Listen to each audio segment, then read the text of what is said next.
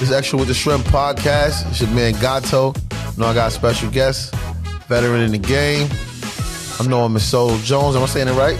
That's right, Solo No, Jones. but I heard some Richard Pryor shit too. Yeah, that's what the family named me years ago. I just happened to say, fuck it, I'll go ahead on it, ride with it. All right, cool. I appreciate you coming up this evening, working with us with the podcast. A lot of people watching. Make sure y'all subscribe, like, hit the buttons, do what you got to do.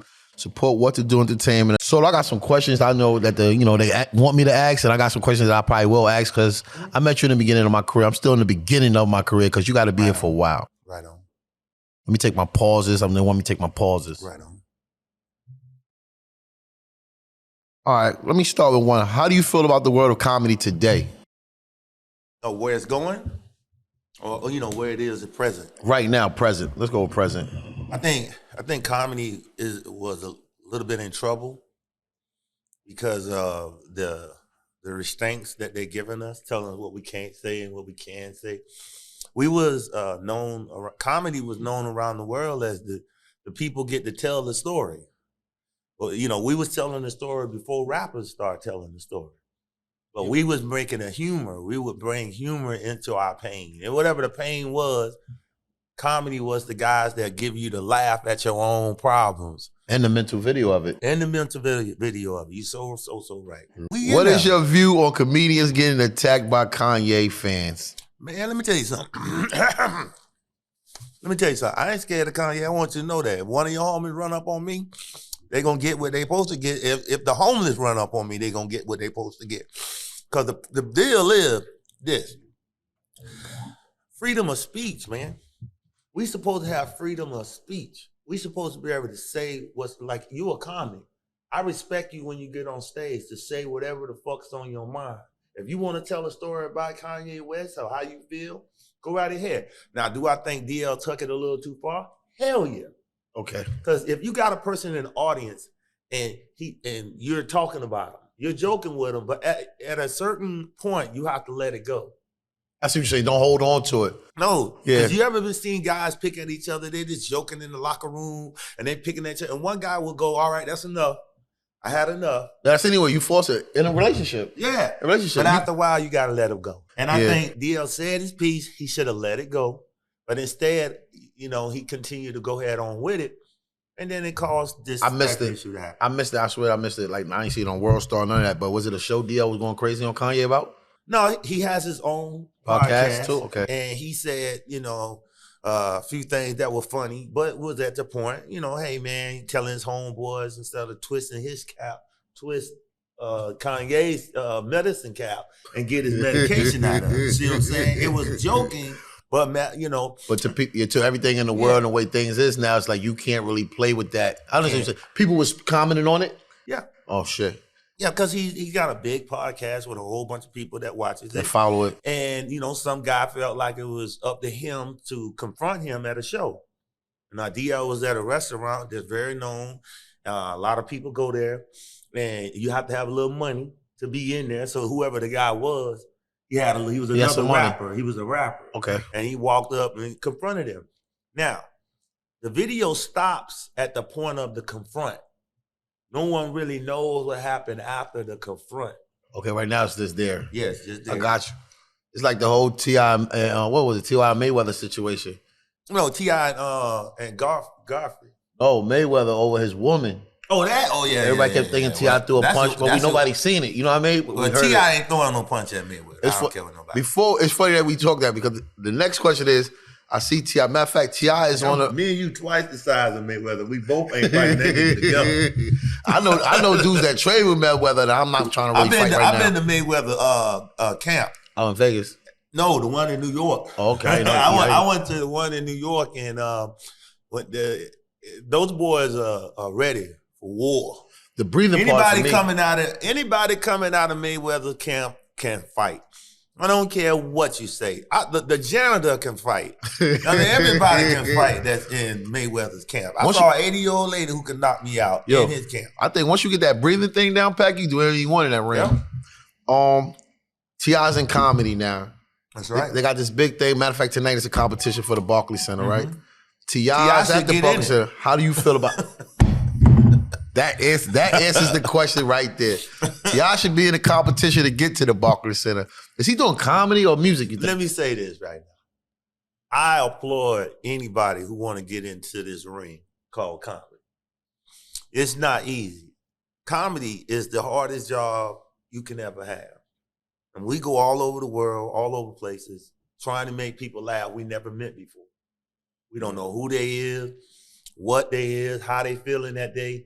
We walk in the ring every time trying to win some people over that you might not know what's going on in their life. Comedy is the hardest job to do. Remember the court jester? Yeah, the clown. He's not a clown. What is he? The court jester, that's what he called. Was the guy who would calm down the king. He would come out there, and make everybody laugh so the king wouldn't cut nobody's head off. So he wasn't the Jack? The Jack is not a court jester, like in cards? Nah, that's like you know. You know I got jail GD, so. Yeah. And he was his job. Now, if he didn't make them laugh, somebody get their head cut off, and most likely it was him. All right. So he had to do his job, yeah. Had to make people laugh. And so it's a hard job that we have, that we choose. Nobody, wakes up in the morning and go, I'm going to make my son into a comedian. I never looked at it like that. That makes a little more sense because now it's like I'm going hard for my shit. Because unless somebody want to get their head chopped in this motherfucker, it's not going to be me. You got to go hard. And that's how I look at it. I go hard on every occasion I can. I can give a damn about what the world is doing because I don't pay attention to the world. I pay attention to what's around me. Environment. My environment. That's my world. I everyone say, stand up for Ukraine.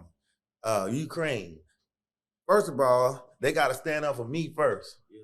Now, if they weren't pushing those brothers off the bus and pushing them off the train, I'd be the first brother that say, yo, man, y'all help them out. But when you start putting blacks down all over this world, it hurts me to the core. So I'm not going to do all that. If you say they're trying to use blacks now so you could get help over there.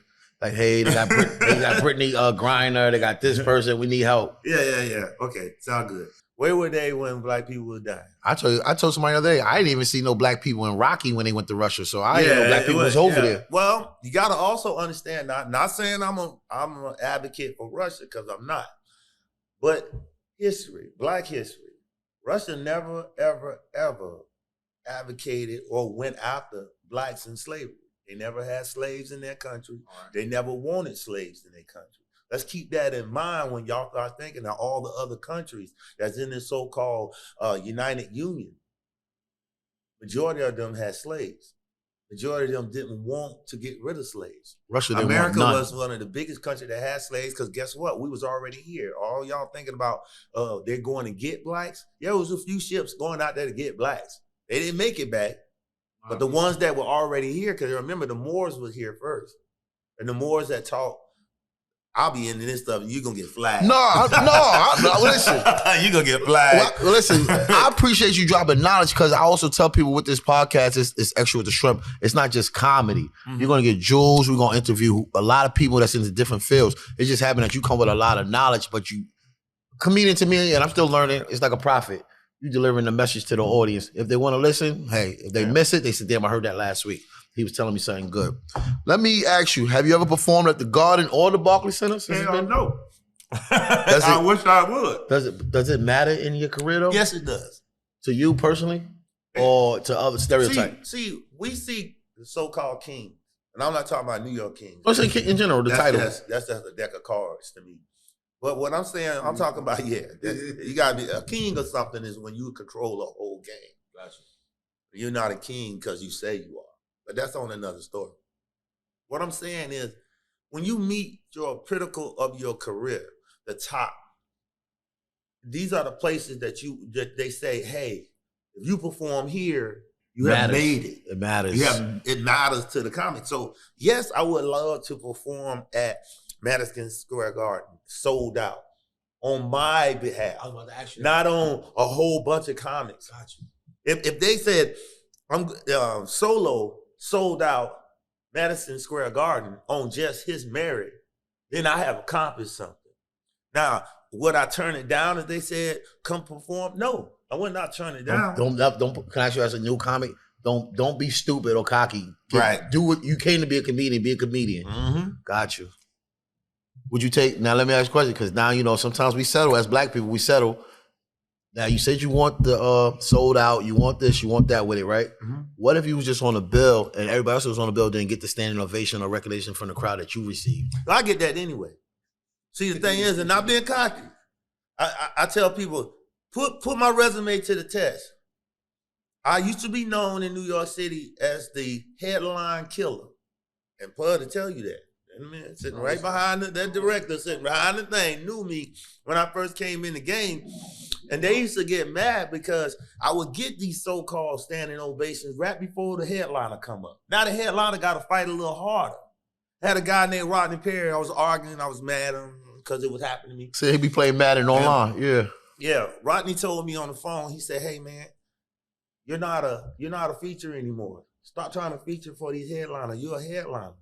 And headliners don't want headliners to come before them unless they own some big old buffet of comics. Y'all heard that. A lady told me one time that she had to water down herself for the headliner. She had to, whoever she was. Yeah, she said to that. keep her job. She said that. If you see these wait a camera. If you see these big time comedians out there and you watch the feature, you'll see why he is the feature.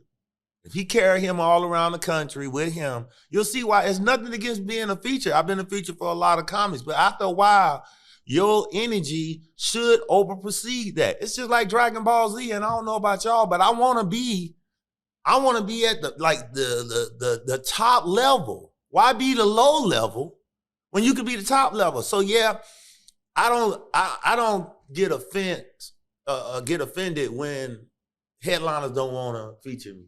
I don't get mad. I don't go, oh, man. I used to say, fuck all of them, but I don't do that. Have you ever been, and this is just me talking shit, have you ever been an Uber driver for I wanted to. For a headliner? Yeah. They like to all the shows, like, come on, I'll take you, give me a spot. You never been one of them kind of guys. Man, listen, if I owned a vehicle, I would take them all around to be on the right stages. But it's to be on the right stages. I just look at the younger comics that's coming out right now are going to be what y'all see. These internet comics are going to be the next big thing because that's what they want now. It's for supply and demand. What do they want? With me, I'm just a threat. I late bloom. You know what I'm saying? Being that I late bloom, it is what it is. And you know the business all around too. I try to. I didn't ask you this because I didn't see it in my question, but where you from, Solo? I'm from Duval County. Same place from Lil Duval. Is that Florida? Yeah, Jacksonville, Florida. Oh, I heard about Florida. Florida's a little different. I heard what they say down there, the bread is good. Most hood is gangster's place you'll ever be. Chicago, all rap to Chicago. Y'all are actually number 2. They said one day it's 2 out there, right? Number 1 on just killing people for no reason. But these dudes in Florida kill whole families. And I'm not making a joke of that. It's documented. Like whole entire families died over just nonsense. Florida, you just fucked up the whole resort. People thought you go to Florida for vacation. Nobody go down there now. Hell no. You go to certain parts of Florida because Florida is a very racist city. You basically explained racist state, let us say. You already explained the difficulties of the game today and how easy it is today from now with the internet thing you said, right? Mm-hmm. Let me ask you this. You live in New York, but you be on the road a lot. Would you say the other cities love stand-up comedy more, or there's just too many options in New York City? New York loves stand-up comedy. New York is the best place in the world to do stand-up comedy. It's the mecca of comedy. Is what you're looking for, you think? Or just in general is love? Because some people looking for money out the game, and some people looking for the love, and some people do it for the love. Is the money in New York City? Money is in New York. With comedy? Yes, with comedy. I mean, I don't know. I'm new. I don't know. You go to any other state, you can look on the internet and find that they'll have 2 or 3 shows that they're featuring a month. All right. But in New York, there's a show every night. There's a show every night. There's a place to do comedy any night of the week. And sometimes 3-4 times a day. I've done shows in New York that started at 1 o'clock in the morning. I'm about to say, when I first started doing Comedy Solo, I used to be looking for that shit like an NA meeting. I'm like, yo, it's got to be one open at 12. Got to be one open. Yeah, I said, tell me, because we from Queens, so I said, get on the train, we're going to the city. And they was like, no, you got to go at the right hour. But that's when I first learned the white people comics. Yeah. And then later on, I think I bumped into I learned Put. Then I learned that the urban rooms is where they had in Queens. We had Manhattan proper. Yeah, So, Manhattan, you know what I mean? which I hate the fact that that's not there no more. Yeah, I caught it near the end, but it was still something I was glad. Like you said, like people ask about the garden. I'm glad when I talk shit, I can say I had Manhattan proper on my resume. You know what I mean? Like certain shit that matters. You know what I mean? In the comedy game, if you know what spot you say it is. But before we get too into that, I want to get another question out. Who have you shared the stage with you? Question in your head, and then look at it, so you don't always gotta look You sound like a woman asking me to do something. You want me to do something strange. That's how them directors do it, though. That's what I'm saying. Right there, that's why Weinstein in jail. He won't be doing the job if he wasn't telling you. That's right. Appreciate it. Phil, chime me in next time. Take a pause after you look at it.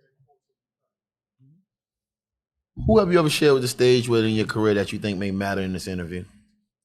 Oh, man. There's so many different comics that I shared the stage with that made a difference in my life. Some of them just shared the stage. Gotcha. You know, they never dropped the jewel, never walked off and said, hey, check this. I'll give you one name that I hold above a lot of comics.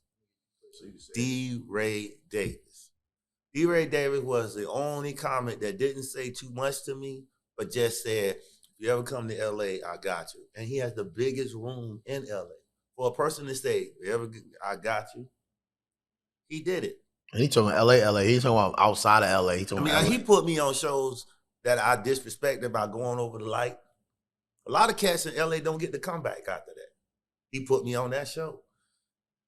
Comics like that, who mentored me, like Rodney Perry. He's a mentor because I can pick up the phone 2:00 in the morning and call Rodney Perry. He'll answer. That's dope. You know what I'm saying? These are cats that see something in me. My first appearance on Comic View was through Bruce. Oh, the heavyset dude, right? Yeah, from Atlanta. I used to drive from Jacksonville to Atlanta just to go to Bruce's room that he had. And I would come there sometimes on the bus. And he would say, what you doing after you leaving here solo? And I'm saying I'm going to the bus stop so I can get back to Jacksonville so I can go to work. Handle your business, yeah. And it was like some nights. And then when this is a true story. I'm making this up. I went to New Orleans, a couple of my white friends. Shout out to white people. Shout out to the Cliff folks, yo. We support y'all. Yeah. I had two white friends, one named Cliff. They help you out. One named Jay. And they was like, you're a comedian, man. You should, be on one of those TV shows. And we're sitting there chilling, just watching TV, and we see Comic View come on TV. At the time, it was getting filmed in New Orleans, and at the bottom it said, now filming in New Orleans. And it's Bruce, he's the host. And he goes, didn't you tell me you friends with him? And when you say you're friends with somebody, They try you. They'll try you. They'll go, if that's your friend, you should go out there because they're filming. And I'm sitting there, I don't want to be embarrassed because I'm like, I know him, but I don't even know if he got the power to, even put me on the show. So one of my friends say, look, I'm from New Orleans. Well, both, another one of my other white friends were from New Orleans. And they said, look, we'll go there for one day. We'll drive you down there. You can try it, see if you can get on. If not, we'll break out in the morning, come back to Jacksonville. We drive 8 hours. And I take my little suit with me just in case. And everything's on you. Everything's on me. No, except for the drive there. No, I'm saying get there. Getting there was my friends. They paid for it. I had no money. I was broke. I had nothing to my name other than an EBT card. So I'm in the car with them. We drive all the way there. As soon as we get there, I remember this like yesterday. We get there and we go downtown and we see all the people out there. Because obviously, Comic View is free for anybody to go on. What's the main attraction too? So it's the main attraction. I'll say, look, I'm finna go see if I can get someone to get Bruce for me. So I'm walking and I hear some girls say, hey, Bruce, hey, Bruce. And I notice that he's crossing the street in his big jogging suit. You can't miss it. It had colors all over it. Yeah. And I go, Bruce, like that. And I run up on him. Like, he ain't had no security, no nothing back then. So I run up on, what up, Bruce? He said, man, I got to get on set. And I say, well, hey, man, I just want to holler. He said, no, come with me. So we go up. And mind you, I have two white boys with me. And it's a shitload of black people. Yeah. So I got these two white boys with me. And we run up to the door, and the security say, hey. And then Bruce say, he's with me. Then I say, well, these 2 white boys is with me. And so they're like, yeah, we with him. Shit, so we all go in, and they go and sit in the audience. I said, go get your seat. I'm finna go with Bruce. So I go in the back with Bruce, and we're back there with comedian Chocolate. I don't know if you remember a female comedian. Her name was Chocolate, and she's now a Christian comedian. Okay. She's on there. We sitting in there, and I see Bruce got all these suits and shoes in the little dressing room, and we just are talking, and he just, yo, Bruce man. got a budget. Yeah, oh yeah. So I'm sitting there going, wow, I'm so blown away of how much, he's came from when we first met. And he goes, I said, hey man, I would love to be on this show. He said, you're gonna be on the show. He said, hold on a second. He grabs the little, they have a little speaker thing that he could talk, a walkie-talkie, and he calls the director, female lady. I never forget her because even though she's powerful out there and she does a lot of TV shows, her arms were stronger than a motherfucker. But anyway, that's how I remembered her. And she may never book me, but girl, your arms are strong as shit, girl. You could kill a man. So when she came in, she was like, yes, Bruce, what do you want? And Bruce was like, yo, I want to put this young brother on the show tonight. She said, oh, I don't, she looking at her paperwork. She said, oh no, I can't do him until tomorrow. And I go, I look at Bruce, I'm like, man, I'm leaving. You know what I'm saying? I'm leaving. He said, no, I want him on today. And she go, Bruce, he said, I want him on today. And she goes, okay, I got you. I'll put him on there. He'll go and do the early show. And he goes, okay, cool. So right there, I'm like, what just happened? Am I gonna be on Comic View? In my mind. And I'm like, Bruce said, go get your shit. So I go out to my white boy friends. Guess what they done did? These motherfuckers done went out and got my suit. They ready. They in their mind, I don't know if they was aliens or what, because they came back with the suit and my shoes. Like, here you go, man. I know you're gonna be on the show. They believed in you. So they believed in me. I go in the back.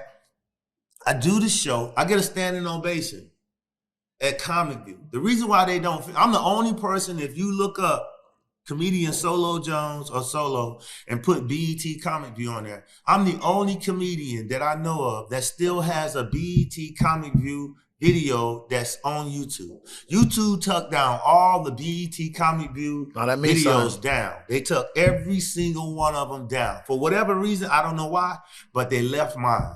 Now that means something. That's major. That's major. When you the one of something, that's major. And I had a standing ovation on it. And the reason why I had a standing ovation is because I do music jokes. And they said for copyright reasons, they couldn't use it.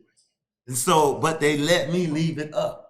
And it's up there. If anybody go in there, you'll see why I got the joke that I did. And I do jokes with music. I think I was a pioneer of jokes with music. Before your Cat Williams was doing jokes with music, I was doing jokes with music in 93, 94. I was doing jokes with music. I have been, my whole performance has to be. I'm sorry about this. So I stepped for a minute.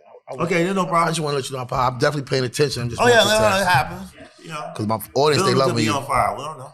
No, I ain't letting you get on fire, man. Fuck that. We put me in a movie. Don't let me, because I'm getting out of here. I'm the only brother that escaped a fire. How's the food? Oh, the food is awesome, man. Don't tell nobody where you got it from, though. You know what I mean? We got work. I got it from this building. Okay, that's all that matters. That's all that matters. I got it from this building. I don't want. Is there anything you hate about comedy today? Because you don't like a person that got no hate in you. I hate the I got you, man. Okay. Anybody that says I got you and don't got you need to stop saying I got you. The worst thing you can say in comedy is I got you. Don't worry, I got you. Don't worry, I got you. And you don't got them. You never had them. It's just like saying when a comic come off stage and say he bummed, right? A comic comes off stage and he say he bummed, right? And then y'all go, oh, great set, bro. Great set. Tell him to hang up the phone. Great set. It's not a great set. You just say good work, and then that's it. You shouldn't have praised. Don't praise me if I bum. If you see me bum, let me know. Don't praise me. Let me know. Let me know I didn't do good. So I bombed at Sosa, right? I bombed at Sosa. But I got a standing ovation first, and then I bombed with the COs because of some shit I said about Rick Allen. But I didn't want to fight through the boos, right? So they was like, no, I ain't get booed, but I bombed. Well, what's the difference? The difference is you didn't hit the joke. You didn't get hit. No, it wasn't about that. I went up there with the wrong attitude, and I should have had my comedy attitude. Now, will I go up there again? Hell yeah. Will I bomb? Nope. Because I don't have the same attitude no more. You got to have the right attitude for comedy. You got to be laughing before you go on stage. That's why I joke with the comics before I go on stage. I sit in the corner and I crack jokes with them. And they be like, why are you doing that? Because I'm setting myself up, getting my attitude ready to perform. But if I go on stage, if I'm arguing with my girl right before I go on stage, bitch, you tripping. And then it's coming to the stage. Now I got to go up. Talking about fuck bitches. Now I'm out of my rhythm. Yeah. It's easy to get a person out of their rhythm. You ain't say nothing wrong tonight. That was the realest of that. I mean, you said some real shit, but for me, what I needed to take away, because I explained to people, but they think it's just my way of saying I don't want to be bothered. But before a show, or like Monday, Tuesday, Wednesday, that's my Thursday, Friday, Saturday. So I do shows. I may hit an open mic somewhere. I may just make myself relevant still until the point where I don't have to, you know what I mean, do those no more. So argument, babe, where you at? Babe, what you doing? Babe, what you doing? Or when you go to the club, you know how the white boys knew to find a seat? Mm-hmm. I hate when I take somebody with me to a show and they acting like they don't know where to sit. Know the element of the room. Lean on the wall, but don't bother me before I'm getting ready to perform.